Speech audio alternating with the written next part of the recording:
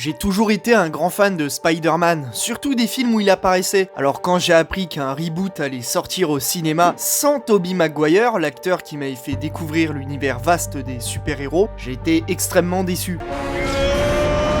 J'appréhendais surtout de voir un nouvel acteur sous le masque du tisseur et je savais que je n'étais pas le seul. Donc le jour où j'ai acheté mon ticket pour voir The Amazing Spider-Man, je ne savais pas qui était Andrew Garfield et je ne savais pas ce qu'il avait fait avant. En vérité, je n'aimais pas le film avant même de l'avoir vu. Mais quand je suis sorti de la séance, je me suis dit que c'était peut-être l'acteur auquel je pouvais le plus m'identifier. Andrew Garfield avait ce petit quelque chose que Tobey Maguire n'avait pas et qui le rendait totalement différent et donc incomparable avec le premier. Alors c'est un plaisir pour moi de vous faire découvrir comment un fan de Spider-Man a réussi à obtenir un des masques les plus convoités d'Hollywood. Je vous présente le nouveau Spider-Man ici, vous le connaissez, il a fait Social Network, le film de David Fincher. How are you, Andrew? How things? Je suis très fatigué, mais content, mais très content. C'est génial. So let's talk about this. Parlons un peu du film. Est-ce que vous aviez la pression? Vous arriviez après Tobey Maguire et vous avez fait du bon boulot. Comment avez-vous vécu ça? Le vrai nom de Spider-Man, c'est Peter Parker. T'es sérieux? Tu crois vraiment que tu es un flic? Un flic en combi moulant rouge et bleu.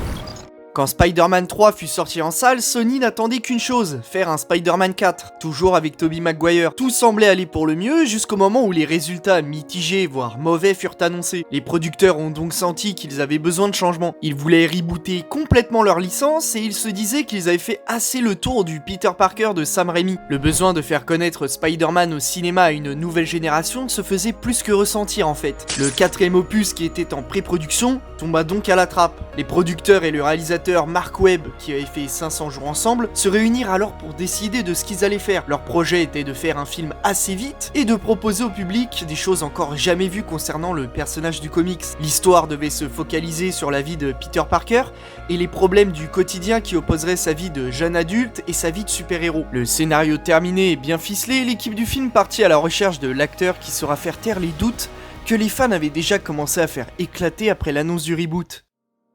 Mark Webb voulait trouver un adolescent drôle mais pas très à l'aise dans sa peau. En fait, il en parlait tellement au producteur du film qu'il savait très bien quel genre d'acteur il voulait vraiment, mais ce choix ne lui incombait pas totalement. Les producteurs se souvinrent qu'ils avaient tourné The Social Network et qu'un jeune acteur talentueux les avait impressionnés dedans, Andrew Garfield. C'est à ce moment qu'ils se sont décidés à le noter dans leur liste qui était déjà composée de noms célèbres, comme entre autres Jamie Bell, qui s'était fait connaître dans Billy Elliot, Josh Hutcherson qui a joué Pita dans Hunger Games, Logan Lerman qui n'est décidément pas fait pour le rôle vu qu'il ne sera pas pris pour jouer le Spider-Man du MCU non plus, et encore bien d'autres noms. C'était donc face à eux qu'Andrew Garfield devait se montrer meilleur. En vérité, Andrew Garfield pensait qu'il ne serait jamais choisi. Étant un grand fan du super-héros depuis son enfance et étant aussi fan des films, il espérait simplement que le reboot soit aussi bien que les films précédents. Mais en aucun cas, il se disait que ce rôle allait lui être attribué. Il se remettait constamment en question sur s'il était légitime ou pas pour incarner l'homme araignée. L'enfant de 3 ans, lui, disait qu'il allait le faire, parce que c'est ce qu'il a toujours voulu faire. Il a donc retrouvé une photo de lui à ce même âge, déguisé en Spider-Man, et il l'envoyait au réalisateur. En juin 2010, le casting avec quelques acteurs de la liste de Sony se prolongea. Ils passèrent les uns après les autres jusqu'au tour d'Andrew Garfield, et Mark Webb le regarda alors avec une attention bien supérieure aux autres. Andrew incarnait parfaitement l'esprit d'un adolescent comme aucun de ceux qui étaient passés avant lui. Il était très différent de Tobey Maguire et cela ne pouvait que plaire à la production. Ils avaient donc enfin trouvé la relève, manquait plus qu'à concevoir un costume digne de ce nom. Le concept était clair, le nouveau Spider-Man devait porter un costume réaliste et différent de ceux présentés à l'écran avant. Mark Webb fit appel à la chef costumière Kim Barrett, qui avait travaillé sur les costumes de Matrix. Un grand nom du métier quoi. Elle a tout de suite identifié le genre de costume que voulait la production, et le 9 septembre 2010, Andrew sortit de sa caravane sous une parka cachant la version finale du costume. Tout ou presque a été conçu en fonction de la morphologie d'Andrew. Il devait donc enfiler le costume nu afin de ne faire plus qu'un avec la matière, ça lui prenait quand même 20 minutes. Le costume devait mettre l'accent sur sa minceur, et il fallait limite que ses bras et ses jambes ressemblent à des pattes d'araignée. Vous voyez le genre. Pour dessiner un côté réaliste au costume qui, soit dit en passant, est censé être fabriqué par un adolescent, c'était simple. Il devait tout simplement se mettre dans la peau de Peter Parker. C'est en partie pour ça les lentilles de lunettes de soleil complètement dégueulasses. J'ai jamais compris pourquoi avoir pris ça d'ailleurs, mais ça fait suite à son premier costume dans le film, celui où il a son bonnet et sa cagoule. C'est avec un ancien collègue avec qui elle avait travaillé sur Matrix que la chef costumière et son équipe vont concevoir ensemble ce qui sera les yeux du masque. Vous êtes sérieux? Par la suite, ils ont pris des chaussures de sport, toutes simples. Plutôt, ils ont arraché le fond d'une paire de ASICS pour les coller au pied du costume. Tout ça pour l'incorporer à la tenue, sous la forme d'une botte. Enfin presque.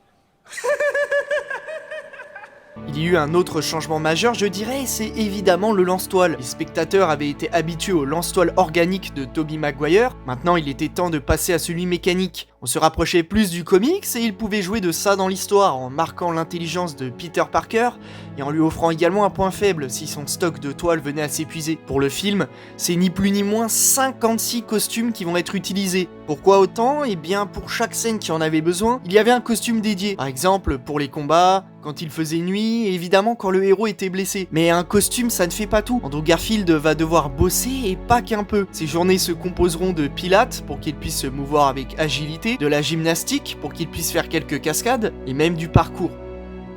En février 2011, en même temps que l'ouverture du site dédié, un visuel de Andrew Garfield dans le film est publié. On le voit pour la première fois dans le costume. Les fans découvrent également ce qu'ils demandaient depuis bien longtemps, les fameux lance-toiles. Cela semblait alors présager que du bon pour la suite. Et ce, même si les fans de la première heure des films de Sam Raimi restaient sceptiques. Suite à la première photo, les journalistes vont s'emparer du sujet et ne vont pas être tendres. En effet, le nouveau costume ne fait pas l'unanimité. Les yeux notamment, qui seront vivement critiqués pour leur aspect trop sombre, étant aux antipodes des grands yeux blancs classiques de Spider-Man. Mais bon, au final, à sa sortie en 2012, le film recevra des critiques en partie favorables. Mais malheureusement, et aux grandes dames des producteurs, le long métrage va diviser. D'un côté, il y avait ceux qui avaient aimé le film, qui était un peu plus sombre que les précédents et qui se concentraient beaucoup plus sur la vie sentimentale de Peter Parker. Et de l'autre, ceux qui se sont ennuyés pendant tout le film et qui vomissaient le long métrage de Mark Webb. Pour eux, le film était bâclé, saccagé par un scénario bancal et un costume discutable. Ils étaient loin du film épique et iconique qu'ils attendaient. Pour bien l'enterrer, ils ont comparé The Amazing Spider-Man à Superman Returns, qui avait fait un flop gargantuesque en 2006. Pas sympa les fans. En somme, les critiques positives et négatives se valaient, mais quelqu'un est passé entre les mailles du filet. Andrew Garfield. Il sera en grande majorité accepté comme le digne héritier de Tobey Maguire, ce qu'il ne pensait jamais arriver. On dira de lui qu'il donnait une gentillesse et une naïveté à son Peter, sans pour autant qu'il paraisse ridicule. Son innocence et son sourire communicatif avaient réussi à séduire les fans. Bonsoir Emma Stone, Andrew Garfield. Bonsoir. Bienvenue à tous les deux. A few words for your French audience. Ah, vous avez des amoureux. Bonsoir, Paris. Quelle belle déclaration, merci Emma Stone. Andrew Garfield. J'espère que vous allez aimer le film. It's been a long road so far. We've been traveling around the world and je suis très fatigué aujourd'hui, mais maintenant I feel very energized by all of you Spider-Man fans, and it's incredibly inspiring. So merci beaucoup. Voilà, la vidéo est maintenant terminée, j'espère qu'elle vous aura plu. Dites-moi dans les commentaires quel film vous préférez entre le premier ou le deuxième opus, ça m'intéresse vraiment de savoir vos avis sur ces films. Quant à moi, je vous dis à la prochaine pour une future vidéo.